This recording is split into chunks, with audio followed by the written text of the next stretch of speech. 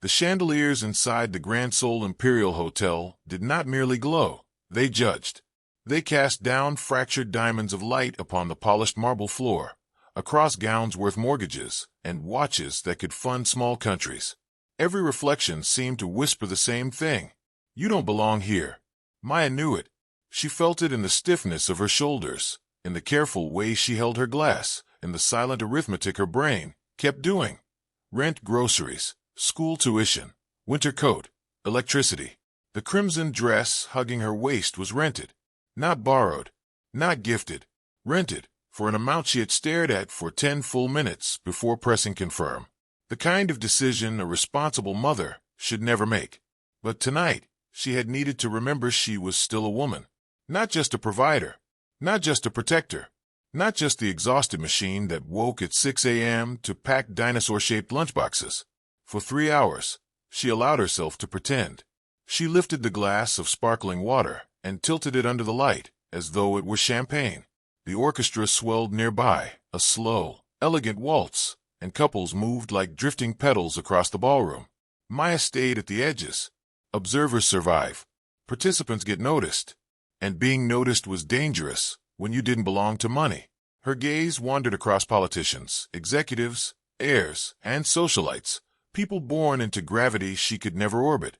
Then she noticed the silence. In the center of the ballroom was a circle, not empty, avoided, a vacuum in human form, and inside it sat a man. He didn't lean. He didn't fidget. He didn't perform wealth the way everyone else did. He existed in it. Sharp cheekbones, dark eyes that swallowed light, a tailored black suit resting perfectly over powerful shoulders, and beneath him, a motorized wheelchair. For men stood nearby, identical suits, identical stillness, identical danger. Nobody crossed into his space. Nobody approached. Nobody dared. Yet he looked lonely. Not the sad loneliness of someone abandoned. The dangerous loneliness of someone unreachable. Maya couldn't explain why she kept staring. Maybe because she understood that look. The look of being surrounded by people, yet completely unseen. The orchestra shifted songs, softer now. A melody she recognized from childhood dance classes long abandoned after life demanded practicality. Her chest tightened. Before responsibility. Before motherhood. Before survival replaced dreams. She used to dance. Her fingers tightened around the glass. Then she did something reckless. She set it down and walked toward him. Jang Jisung hated galas. They smelled like betrayal. Every smile masked an agenda. Every handshake hid a calculation. Every bow concealed a dagger waiting for his back. From wheelchair height, he had spent 15 years studying human nature. People lied with posture long before words. Tonight was no different. Until the red dress. It cut through the monochrome room, like flame across snow. His head of security stepped forward instantly. Jisung lifted 2 fingers. Stop. Curiosity, an emotion he hadn't allowed in years, flickered alive. She wasn't afraid. She wasn't reverent. She walked like she had somewhere better to be, but had chosen to come here anyway. She stopped before him, close enough to smell vanilla and rain. No expensive perfume. No calculated seduction. Real. You look, she said gently, like you're either planning a murder or losing a staring contest with boredom. Silence. His guards froze. No one spoke to him like that. Ever. I don't dance, he replied. It was habit. A lie that had become truth. Her lips curved. Everyone dances. She held out her hand. Even if it's just the soul. He stared at it. Warm. Human. Unafraid. Then she took his hand herself. The world changed. Not gradually. Not gently. Violently. A current surged through his arm. Not pain. Not shock. Awakening. His fingers tightened around hers instinctively. Muscle memory screamed awake inside nerves long declared dead. His breath caught. His legs trembled. Impossible. His guard stepped forward. He didn't notice. Because he pushed. The footrest shook. His muscles screamed. Gravity returned. And Jang Jisung stood. The ballroom gasped as one organism. 100 conversations died mid-word. The orchestra faltered, then kept playing out of pure terror. His legs shook violently. His vision blurred. But he was upright. For the first time in 15 years. He felt the ground beneath his shoes. "Don't let me fall," he whispered. The command sounded like fear. Maya stepped closer. "I've got you." She placed a hand behind his neck. Steady. Certain. They moved. Not gracefully. Not perfectly. But undeniably, they danced. Each step was a memory returning. Each breath a miracle. The king who ruled continents relearned how to exist in gravity, guided by a woman who packed school lunches. And for a moment, power meant nothing. When the music ended, reality rushed back. Phones recording. Whispers exploding. Enemies calculating. Jisung's survival instincts ignited. "We need to go." He didn't sit back down. He refused. Leaning on her, he walked toward the terrace as guards cleared a path. Outside, cold night air. Silence. He collapsed onto the stone bench, breathing hard. Maya folded her arms, shaking slightly. "So, you walking feels like something you should have warned me about." He stared at his hands. "I haven't stood since I was 16. Her smile faded. "Then what just happened?" He looked at her. "I don't know." For the first time in 15 years, Jang Jisung feared hope. The doors burst open. Men with silver lapel pins entered. Rivals. They froze at the sight of him standing. The leader smirked nervously. Rumors travel fast. Jisung rose again, slower, but fueled by fury. "Leave." Maya stepped slightly in front of him. "Show's over, gentlemen." The absurdity stunned them just long enough. His guards surrounded the intruders. Escorted out. "Gone." Jisung grabbed her wrist gently. "You're part of this now." She exhaled shakily. "I was afraid you'd say that." Black SUVs sliced through Seoul's neon arteries. Inside, silence pressed close. Pain crawled through his legs, fire and ice. She noticed. "You're hurting." He didn't deny it. She placed her hand over his. The agony eased instantly. He turned his hand and intertwined their fingers. "You're not going home," he said softly. "Until I know who's watching, you stay with me." Her heartbeat quickened. The night that began as pretending to belong had just stolen her life. The elevator did not stop on any numbered floor. It rose past the penthouse levels, past where wealth usually ended, and into a space that felt detached from the city itself, a private sky above Seoul. When the doors opened, Maya understood something immediately. This was not a home. It was a controlled environment. Glass walls overlooked the river like surveillance panels. Furniture was arranged with surgical precision.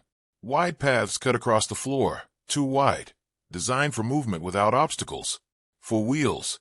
Every detail whispered adaptation rather than comfort. Jang Jisung lived here, but he had never rested here. The security doors sealed behind them with a heavy hydraulic thud. The sound echoed in the massive living space, and with it, the adrenaline that had carried him since the ballroom drained away. His body failed him. His knees buckled. One of the guards rushed forward. Jisung lifted a hand sharply. "No." The word came out strained, almost feral.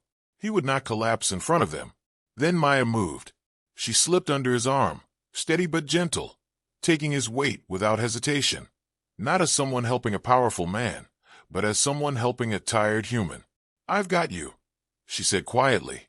The same words, but now they carried no spectacle, only reality. They walked together across the vast living room, each step slow, uneven, stubborn. By the time they reached the large gray sofa, his breathing had become shallow and tight. He sank down with a controlled exhale that sounded almost like relief breaking out of prison. Maya didn't step away. She knelt. The silk of her dress spread across the marble floor as she lifted his legs carefully onto the ottoman.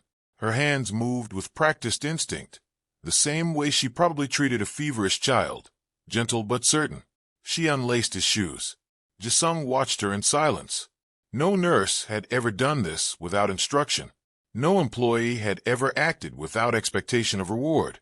Her fingers pressed into the tight muscles of his calves through the fabric. Pain loosened, not vanished, but soothed. "You shouldn't be doing this," he murmured. "I have medical staff." She looked up, eyes calm. "You have employees," she corrected softly. "Tonight you need a person." The statement settled into the room. For the first time, the penthouse didn't feel empty. Hours passed without either noticing. The city dimmed into midnight blues outside the glass walls. The orchestra music from earlier had been replaced by quiet, not silence, but shared presence. His jacket was gone. Her heels lay abandoned near the sofa. Between them sat an untouched bottle of wine. They talked, not about power, not about money, about life. She told him about Sophie, 6 years old, obsessed with dinosaurs, convinced mismatched socks improved luck. She described school mornings that felt like battles and bedtime negotiations that required diplomacy worthy of the United Nations. Jisung listened like a starving man. He asked questions, small ones, the kind no one had asked her in years, and she answered, slowly forgetting who he was supposed to be. When it was his turn, his gaze drifted to the city lights. The accident, he said quietly. He didn't give the newspaper version. He gave the truth. Metal screaming, glass exploding, the sudden absence of parents, the suffocating awareness of legs that no longer existed to him. I built everything after that, he continued. Not to live, but to win. His fingers tightened slightly. If I couldn't stand over them, I would still make them kneel. He turned toward her. But you didn't see the chair. Maya held his gaze. I saw someone missing the music. The space between them vanished. His hand lifted, hesitant, touching her cheek as though contact might break reality. I don't know how to repay you, he whispered. Her voice was barely air. You don't. The kiss happened quietly. No rush, no possession, just recognition. Two people who had endured too much alone finally understood by another heartbeat. For the first time in 15 years, Jang Jisung slept without waking from phantom pain. Morning arrived without mercy. The intercom buzzed sharply. Jisung's eyes opened instantly, not confused, but alert. The softness from the night disappeared, like mist burned by sun. The door slid open. His security chief entered holding a tablet. His face was grim. He turned the screen. Photographs. Maya entering the hotel. Maya dancing with him. Maya leaving her apartment days earlier. And one more. Sophie outside her school. Maya's breath stopped. They know, the guard said calmly. The child, too. The room went cold. She stood abruptly. No, she has nothing to do with this. Jisung rose slowly, ignoring the pain that tightened his muscles. His expression hardened into the man the world feared. They will test if my recovery is weakness, he said. They will use leverage. He looked at her, and something fractured beneath his composure. I've prepared a plane. You and your daughter leave within the hour. Switzerland. New identities. It wasn't a suggestion. It was a desperate attempt at protection disguised as command. I can't protect you if you stay. Maya stared at him. Fear trembled in her chest, but something stronger stood behind it. She stepped forward. No. He blinked, stunned. This world kills people, he said lowly. I'm a mother, she replied. I've been fighting the world since before she was born. She placed his hands on her waist. You stood because I asked, she whispered. If I leave, you sit again. The truth hit harder than any threat. Silence filled the penthouse. Then slowly, a different expression appeared on Jisung's face. Not cold, not detached, dangerous. You're insane, he murmured softly. He stood fully, unsteady but undeniable. He turned to his guard. Cancel the plane. The guard froze. Bring my cane. His gaze returned to Maya. If they want proof, the king walks. His eyes darkened with purpose. I'll walk into their territory. He pulled her close, not for balance, for decision. And you stay beside me. The cane was not decorative. Maya understood that immediately. It wasn't gold-tipped or ceremonial, like the ones she'd seen politicians carry. It was matte black carbon fiber, engineered, balanced, practical. A weapon disguised as support.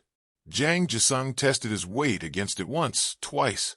The tremor in his thigh still existed, but it no longer controlled him. Pain flickered across his expression, not weakness, simply data his mind cataloged and suppressed. His men watched him like they were witnessing resurrection. No one spoke, because men like them did not believe in miracles. They believed in power, and power had just changed form. The convoy left the tower just after sunrise. Seoul in the early morning felt almost gentle, shopkeepers opening shutters, delivery bikes weaving through traffic, students rushing with half-eaten breakfasts in hand. Normal life. Maya watched it through the tinted window and realized she might never live inside normal again. Her fingers rested against the leather seat. Jisung's hand covered them a moment later, firm, grounding. Not romance. Stability. Once we arrive, he said quietly, you stay beside me, no matter what happens. She nodded, though her throat tightened. Are they going to try to kill you? He didn't lie. If they believe I'm weak, yes. And if they believe you're strong? A pause. They'll try harder. She almost laughed. Almost. The Honguk clan headquarters did not look criminal. It looked corporate. A glass tower rising above a financial district, sunlight gleaming across its polished edges. Office workers passed through the lobby doors, unaware that negotiations inside sometimes decided who disappeared from the city. The SUV stopped. Doors opened in precise sequence. Guards stepped out. Then Jisung. He exited slowly, deliberately, placing his full weight on his feet before moving the cane forward. Every step a statement. People nearby slowed. Phones lifted subtly. Because the crippled king was walking, Maya stepped out beside him.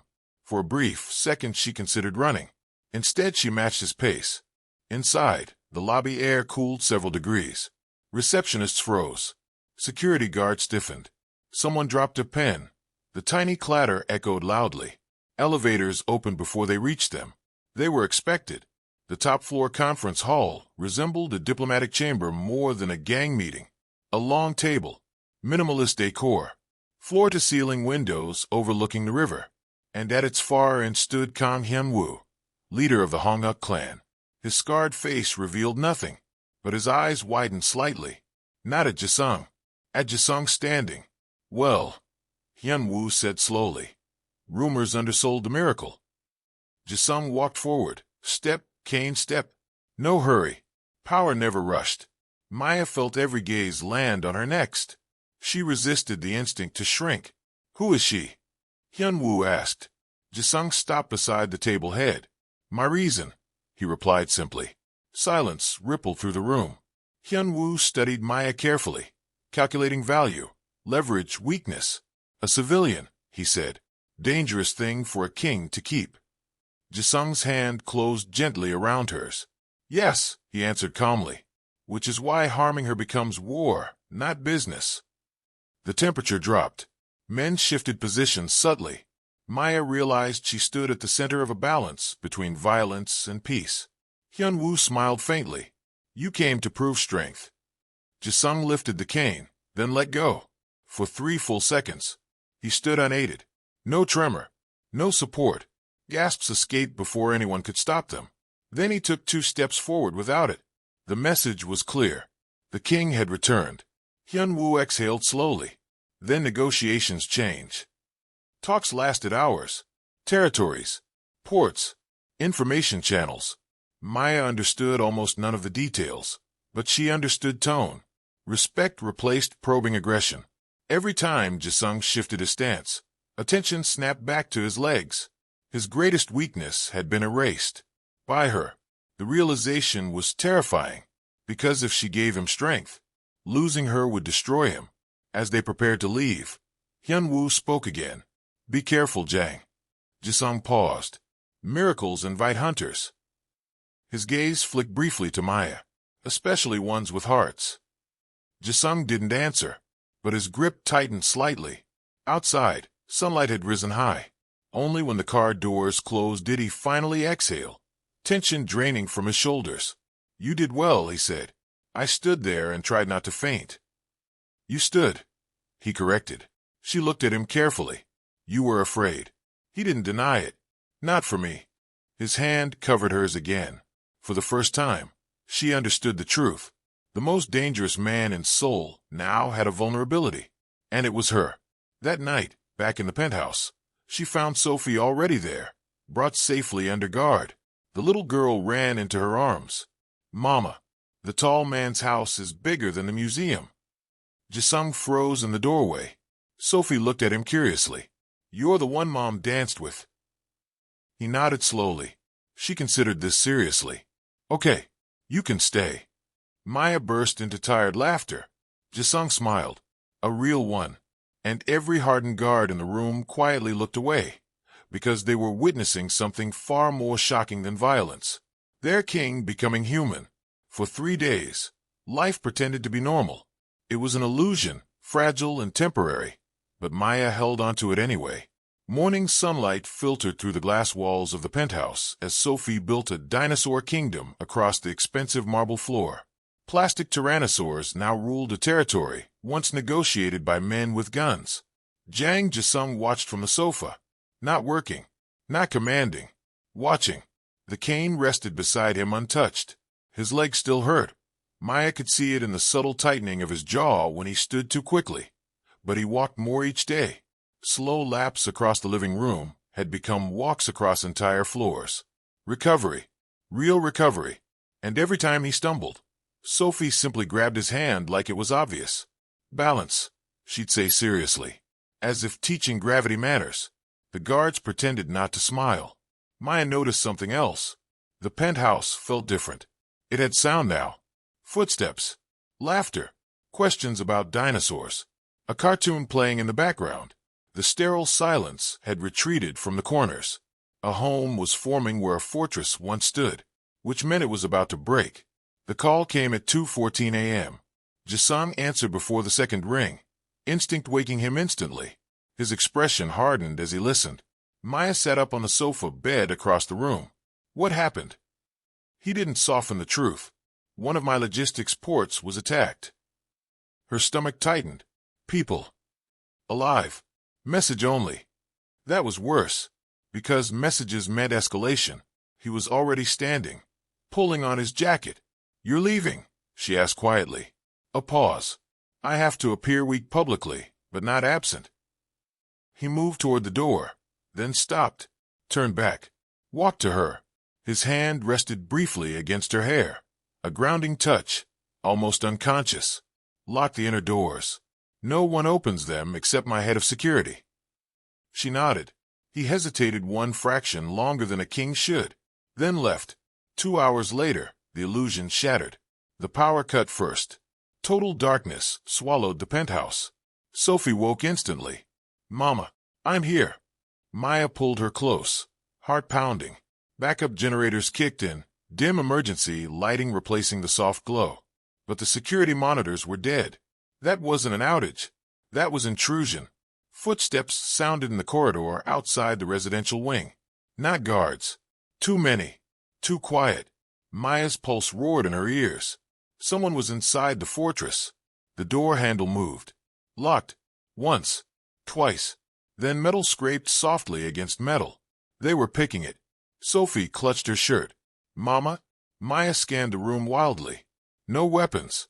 No exits. Only distance. Her gaze landed on the heavy marble decorative sculpture near the window. She grabbed it. The lock clicked. The door opened slowly. A masked man stepped inside. He didn't expect resistance. The statue hit his temple with a sickening crack. He collapsed instantly. Maya grabbed Sophie and ran.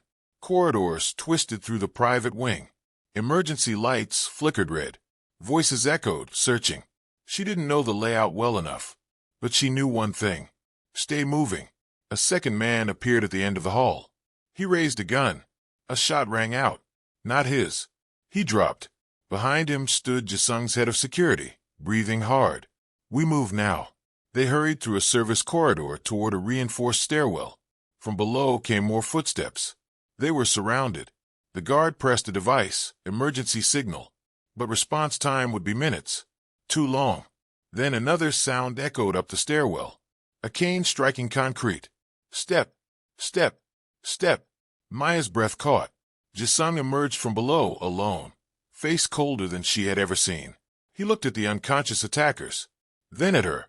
"Are you hurt?" She shook her head. Sophie ran to him and hugged his leg instinctively. He froze, then placed a hand gently on her hair. Relief flashed once across his face before disappearing into something lethal. "They came inside my home," he said quietly. Not anger. Judgment. He handed Maya a small phone. "If anything happens, press this and run with him." He nodded to the guard. "And you?" she asked. His gaze moved toward the stairwell darkness, where more footsteps approached. They wanted proof I could stand. His grip tightened on the cane. Now they learn I can hunt. The first attacker reached the landing. Jisung moved forward before the guard could. His cane struck fast, precise, dropping the man instantly. Another lunged. Jisung stepped aside, balanced steady, driving the cane into his ribs. No hesitation. No mercy. Maya realized something terrifying. Walking hadn't made him softer. It had made him unstoppable. Within seconds the stairwell fell silent. Distant sirens approached, his reinforcements arriving. He exhaled slowly, then turned back to her. The king returned, but his eyes held fear. Not for himself, for them. Later, after police cover stories and cleanup crews, the penthouse stood intact again, but Normal was gone. Sophie slept between them on the sofa, refusing to leave his side. Maya watched him. You knew they'd escalate. Yes. Then why keep me here? He looked at their joined hands where Sophie held both. Because sending you away would not make you safer. His voice lowered. It would only make me weaker. She understood then. Their lives were no longer separate stories, crossing briefly. They had become one consequence. Outside the window, dawn began again. And somewhere in the city, war had officially started. The penthouse no longer pretended to be safe. After the attack, guards doubled, then tripled. New scanners appeared at every entrance. Windows polarized automatically at sunset. Even the quiet hum of the building changed. Security systems whispering behind the walls, like a living organism that had woken up. War had a sound. Maya could hear it even in silence. Sophie, however, adapted faster than anyone. Children accepted new realities as long as love stayed consistent. She now colored at the dining table, while two armed men stood nearby discussing tactical routes as if it were normal background noise. Jisung watched her often, not with sadness, with something closer to disbelief. She trusts this place, Maya said softly beside him. He nodded. I don't. 3 nights after the attack, Jisung called a meeting. Not in the office, in the living room. Because he refused to leave them behind walls again, his closest lieutenants gathered. Men who had followed him since his wheelchair years. Hard men, disciplined men. And tonight, uneasy men. A file was placed on the table. Jisung opened it. Inside were photographs from 15 years ago. A wrecked black sedan. Twisted guardrails. Emergency lights painting the rain red. Maya's chest tightened. The accident, she whispered. Jisung's jaw hardened. I believed it was one. He slid another photo forward. Traffic camera footage. A truck, stationary, waiting before impact. Not loss of control. Not mechanical failure. Positioned. Waiting. Someone murdered my parents, he said quietly, and made sure I survived.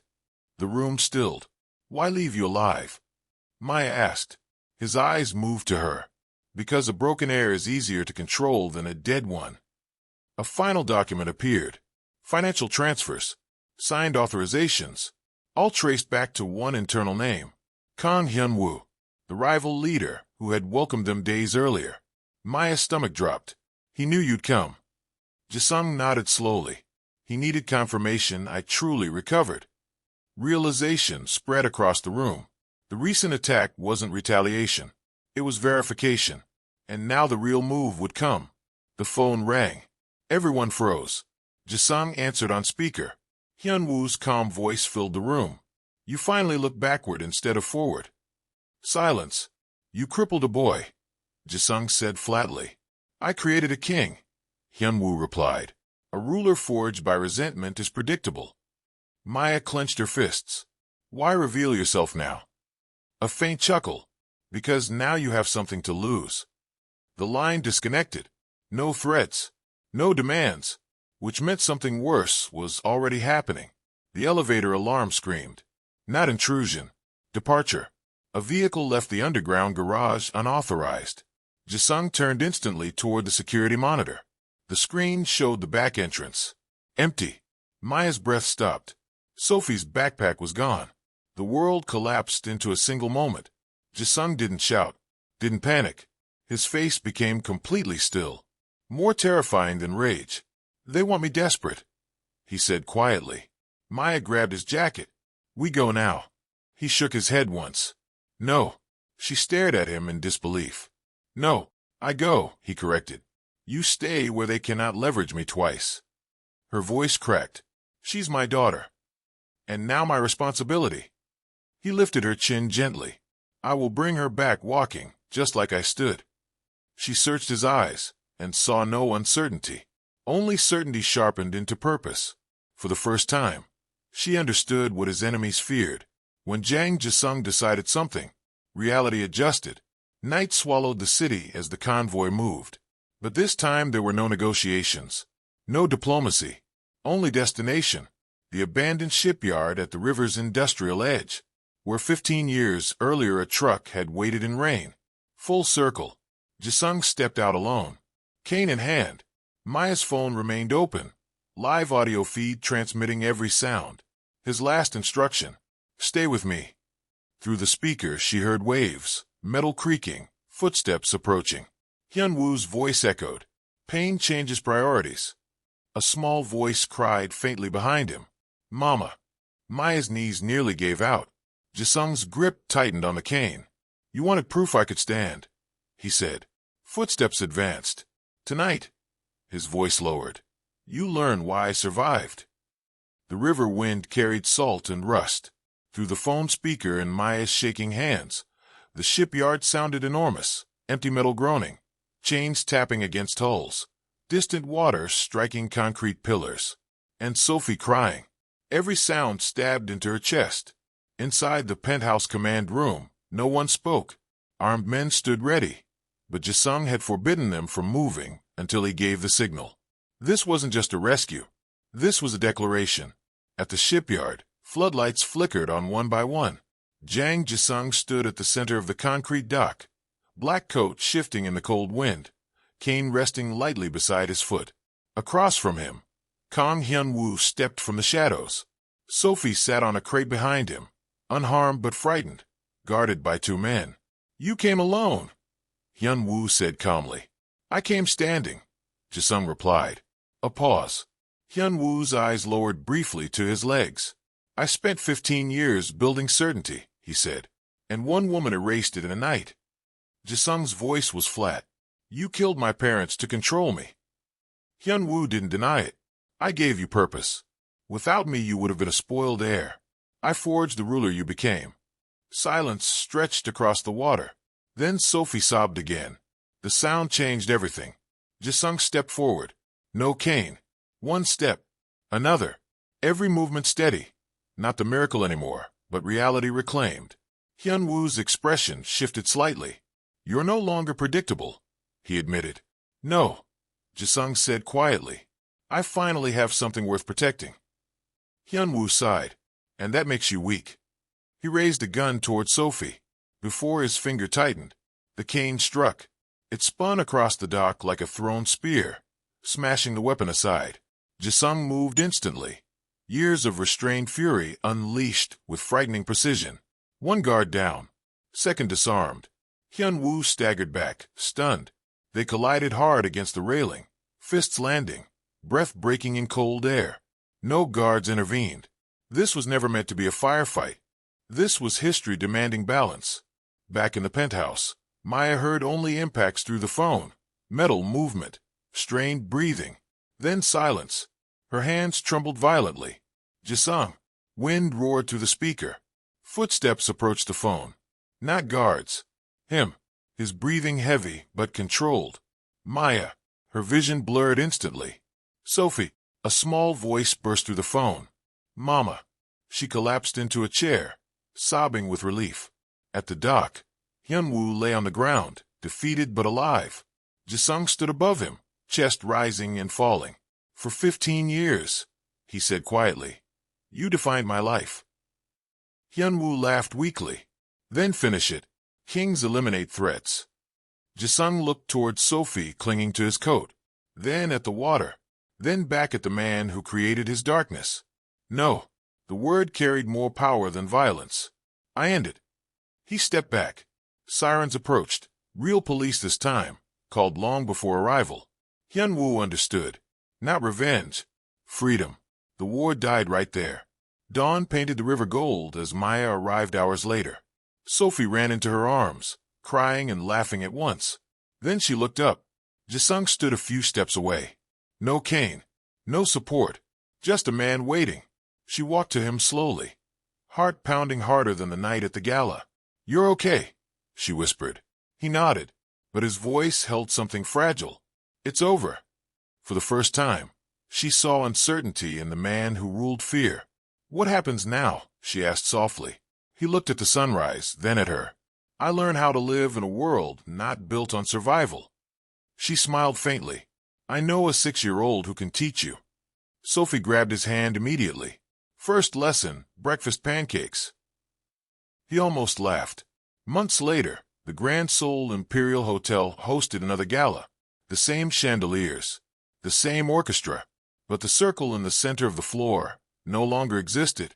Jang Jisung walked openly among the guests. No whispers, no fear, only respect. Maya stood beside him, not pretending to belong anymore. The music began. He extended his hand. "Dance." She smiled. "You don't hate it anymore." He pulled her gently closer. "I was never meant to sit and watch life." They moved across the floor, steady, natural, real. Not miracle, not survival, choice. And this time, when the music swelled, neither of them was alone.